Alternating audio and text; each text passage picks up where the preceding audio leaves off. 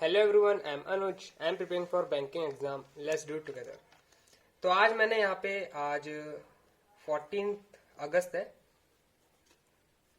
2022। तो यहाँ पे मैंने अपना आरआरबी क्लर्क का एग्जाम दिया है।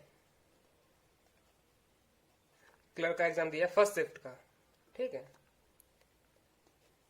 फर्स्ट शिफ्ट का आज मेरा एग्जाम था, तो मैं वही आज दे के आया हूँ। तो उसका मैं आज यहाँ पे पूरा पैटर्न बताने वाला हूँ कि कैसा एग्जाम आया था, मुझे कैसा लगा, इन माय ओपिनियन मैंने कितना अटेम्प्ट करा, ठीक है, और कितने टाइम में करा, ये सब बताऊंगा मैं। लेकिन ये सब लास्ट में बताऊंगा। लेकिन सबसे उससे पहले देख लेंगे हम लोग कि एग्जाम का लेवल कैसा था, एग्जाम में क्या क्या आया था, आरआरबी क्लर्क के एग्जाम में क्या क्या चीजें पूछी गई थी, ठीक है, और मुझे कैसा लगा था इन माय ओपिनियन।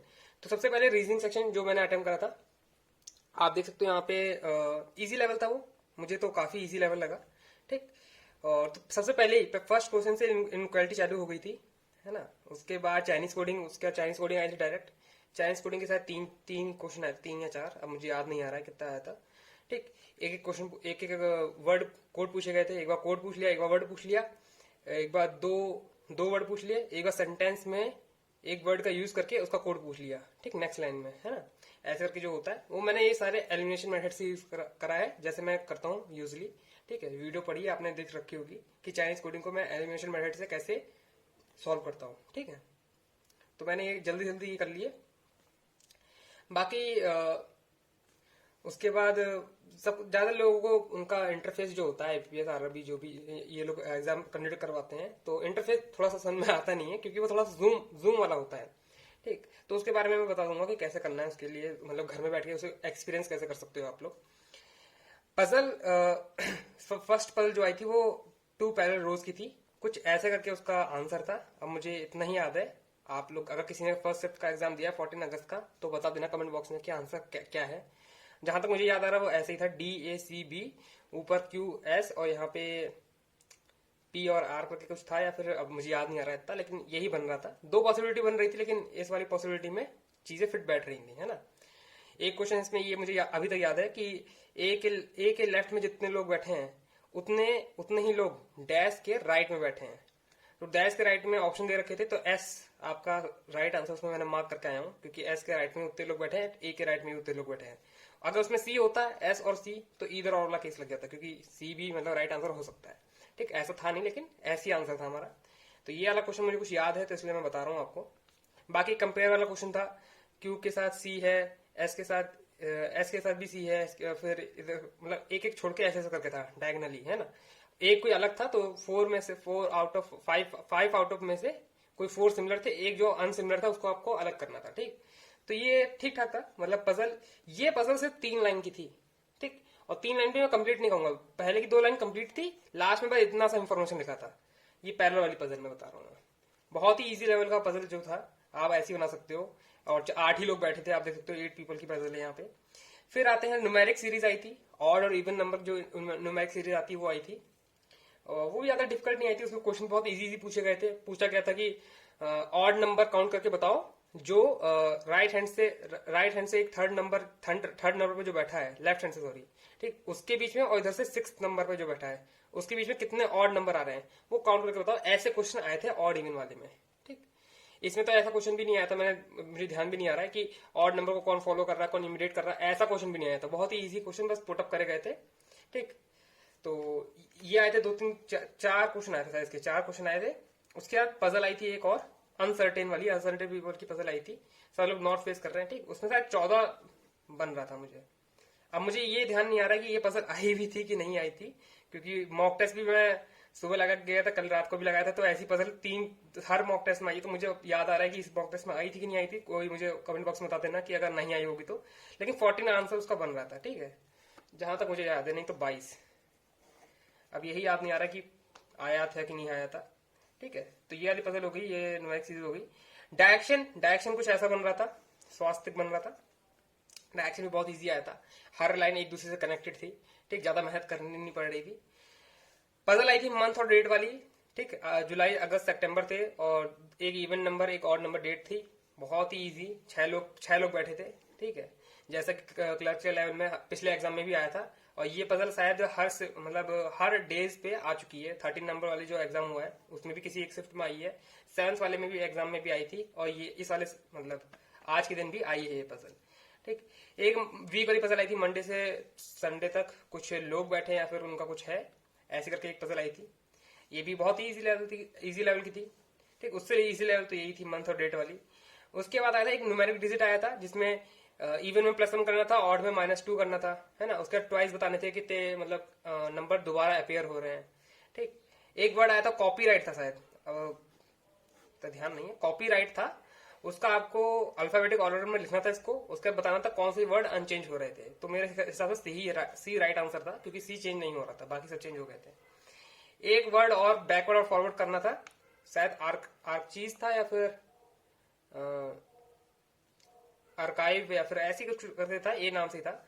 उसको आपको बैकवर्ड फॉरवर्ड वो करना था। ठीक है, तो ये कुछ हो गया है रीजनिंग का सेक्शन। इजी से इजी पेपर था। रीजनिंग के सेक्शन में आप देख सकते हो कंटेंट कितना ज्यादा है, काफी चीजें आई थी रीजनिंग सेक्शन में, पूछी गई थी।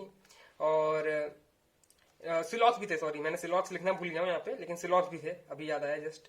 सिलॉक्स भी थे, इजी लेवल के सिलॉक्स थे, ज्यादा कुछ डिफिकल्ट नहीं था उसमें।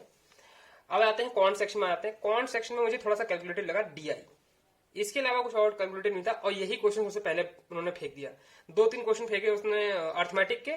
ठीक, उसके बाद डायरेक्ट DI आ गया, और DI आई थी ऐसे करके, टेबलर DI आई थी। ABC कंपनी थी और XYZ उसमें कुछ स्कीम में वो लोग इन्वेस्ट कर रहे थे। ठीक, और जो डेटा था वो काफी बड़ा था, और काफी मतलब 1650250 ऐसे ऐसे करके डेटा था। ठीक है, जो डेटा मैंने लिख रखा है, ऐसा डेटा था, बहुत कैलकुलेटेड डेटा था। उसमें 20% बढ़ाना था या फिर 30% घटाना था, फिर बताना था आपको।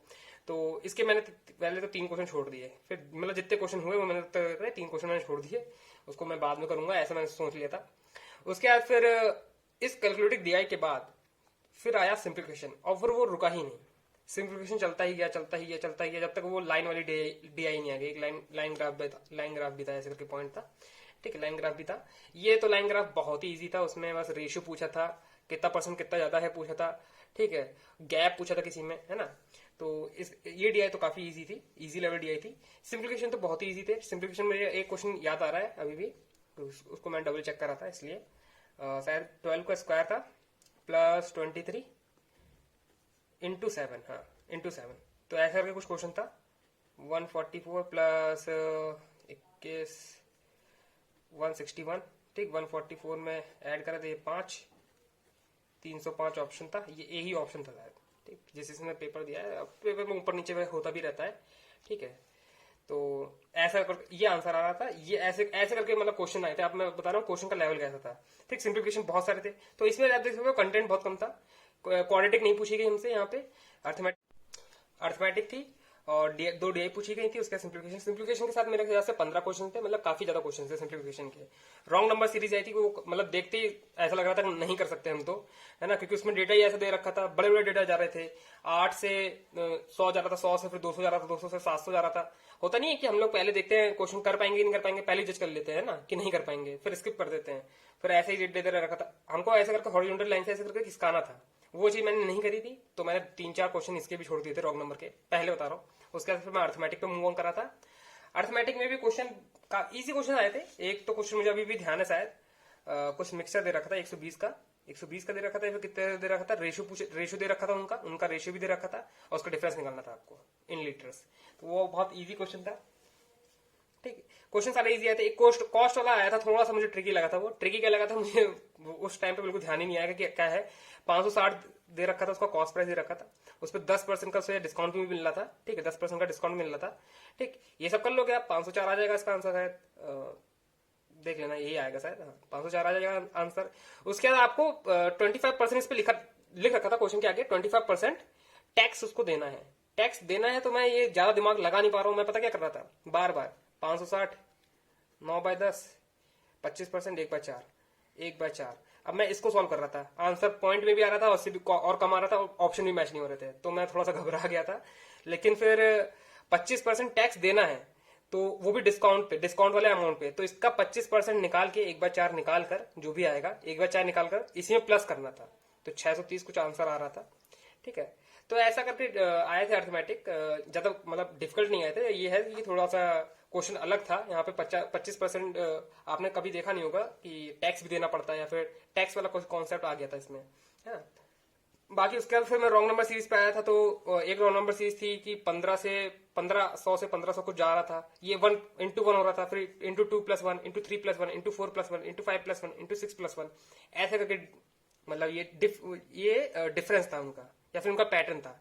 ठीक है, एक साथ 13 था पैटर्न, -20 -13, तो कुछ ऐसे करके क्वेश्चन आए थे यार।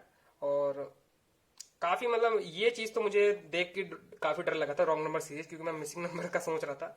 और ये वाली डीआई थोड़ी सी मुझे कैलकुलेटिव लगी थी। बाकी क्वेश्चन मतलब जो पेपर था जैसा आरआरबी क्लर्क का होता है, मैं क्या ही बताऊं, आप सबको पता ही है कि आरआरबी क्लर्क का पेपर कैसा आया होता है। अब जिसने एग्जाम दे दिया है उन लोगों को पता तो है ना कि आरआरबी का पेपर आता कैसा है ना। अब वो ये तो नहीं कह पाएंगे कि अगली बार नहीं, कि ये तो मेरा फर्स्ट टाइम है ना, ये चीज तो नहीं बोल पाएंगे, क्योंकि अब तो उन लोगों ने दे दिया, जिन लोगों ने मतलब अभी तक प्रिपरेशन कर रहे थे उनका बता रहा हूँ मैं। ठीक, तो उनको पता चल गया होगा ना कि हाँ आरआरबी क्लर्क इजी होता है। सब लोग कहते हैं नहीं यार हम लोग टफ पेपर की तैयारी करेंगे तब तो इजी पेपर निकाल लेंगे, ऐसा नहीं होता है। आपको जब इजी पेपर की तैयारी करनी होती है ना, तो इजी मॉक टेस्ट भी सॉल्व करने होते हैं। ठीक है, तो आरआरबी क्लर्क कुछ ऐसा पेपर था, और मैं ये करके आया हूँ। बाकी देखो यार, करके तो आते हैं, एक्यूरेसी कुछ ज्यादा पता होता नहीं है। मैं अपने हिसाब से तो ठीक करके आया हूँ। बाकी मैंने यहाँ पे 38 या फिर 37 मिनट के अंदर 7 मिनट के अंदर मैंने क्वेश्चन सॉल्व कर दिया था, या फिर 40 मिनट मान लो, 40 मिनट्स के अंदर मैंने क्वेश्चन पेपर पूरा सॉल्व कर दिया था। उसके बाद फिर मैंने यहाँ पे रीचेकिंग करी थी, तो इनक्वालिटी में मेरा एक गलत मुझे दिख गया था। ठीक है, वो मैंने ठीक कर दिया था, 5 मिनट में मुझे चेकिंग का मिला था। बाकी मैंने रीजनिंग में मैंने 40 अटेम्प्ट करे हैं, कुछ 29 मिनट रिमेनिंग था तभी मैंने कंप्लीट कर लिया था। उसके बाद कॉन्ट को मैंने पूरा टाइम दिया है, उसके बाद 40 में से 40 उसको मैंने दिया है। फिर 5 मिनट मैंने चेकिंग के लिए इनक्वालिटी को देखा था और सिंप्लीफिकेशन को देखा था, क्योंकि यही दो मेन चीज होती है देखने के लिए। पजल में तो आपने टाइम इन्वेस्ट कर रखा होता है, आपको पता होता है कि आपने सही करा है कि नहीं करा है। ठीक है, और ये न्यूमेरिक सीरीज भी देख ली थी मैंने कि सही करी है कि नहीं करी है। तो कुछ ऐसा करके पेपर था आपका। और कुछ चीजें अगर मैं भूल गया तो आप मुझे बता देना, नहीं तो मेरे हिसाब से जितना मुझे याद था तक घर तक आया हूँ, क्योंकि पेपर तो वो रफ से रख ही लेते हैं, तो जितना मुझे याद था वो मैंने यहाँ पे लिख दिया है। ठीक है, और पेपर ठीक ठाक था, मुझे इजी लगा। ठीक, फर्स्ट शिफ्ट तो मुझे मेरे हिसाब से हर दिन का जो 7 अगस्त को हुआ है और 13 अगस्त को और 14 अगस्त को जो भी पेपर हुआ फर्स्ट शिफ्ट का, वो काफी इजी लेवल था। और जैसे जिस हिसाब से वो लोग बैलेंस बना के चलते हैं, तो मैथ थोड़ी कैलकुलेटिव थी बस, और कुछ नहीं था। ठीक है, तो आज के लिए इतना ही, ये मेरा रिव्यू था जो मैं आज पेपर दे के आया हूँ 14 अगस्त फर्स्ट शिफ्ट आरआरबी क्लर्क। इसमें मैंने 80 में से 80 अटेम्प्ट करे हैं। अब देखते कितने मार्क्स आते हैं। बाकी हम लोग मेंस की तैयारी करते रहेंगे, लेकिन अब हम लोग आरआरबी पीओ की तैयारी करेंगे। ठीक है, मेंस की तो करते रहेंगे, लेकिन अभी मैं कह रहा हूँ कि 5 दिन बाकी हैं हमारे, है ना। आज अगर 14 है, 15 मान लो, अब 14 तो चला गया, तो 5 दिन हमारे बचते हैं। तो 5 दिन, क्योंकि 20 और 21 को पेपर है आरआरबी पीओ का, 20 और 21 को पेपर है, तो 5 दिन लगातार मॉक लगाओ। आप जहां जहां से फ्री मॉक मिले वहां से लगाओ। ठीक, अटेम्प्ट आप अपने 60 प्लस रखो विद 100% एक्यूरेसी। ठीक, मतलब इतना मिनिमम है। ठीक, इतना मिनिमम मान के चलो। और मैं हमेशा ही कहता हूँ कि रीजनिंग में 40 और क्वांट में 20, बस ये रेशियो लेके चलो, आपका आराम से आरआरबी पीओ में हो जाएगा। ठीक, मतलब प्री निकल जाएगा, क्योंकि क्लर्क से ज्यादा इजी आरआरबी पीओ होता है मेरे हिसाब से, तो इन माई ओपिनियन। ठीक, तो अभी हम लोग सिर्फ आरआरबी पीओ पे फोकस करेंगे, क्योंकि ये 5 दिन इसी पे फोकस करना है। 1-2 दिन अगर छूट, मतलब हम लोग इसकी तैयारी नहीं भी करते हैं, मेंस की तैयारी नहीं भी करते, क्योंकि 21 के बाद हम लोग डायरेक्ट मेंस की तैयारी करेंगे। ठीक, उसका मैं पूरा प्लान बता दूंगा आपको। तो आज के लिए इतना ही, यहीं पे खत्म करते हैं वीडियो। बाकी मैं मॉक टेस्ट डालता रहूंगा, आप लोग देख लेना अप्रोच अगर देखनी होगी तो आपको, कि कैसे रखनी है अप्रोच आरआरबी पीओ से रिलेटेड। ठीक है, and that's all for today. I will meet you guys in next video. Till then, work hard and stay motivated. Thank you guys for watching, and do mock test.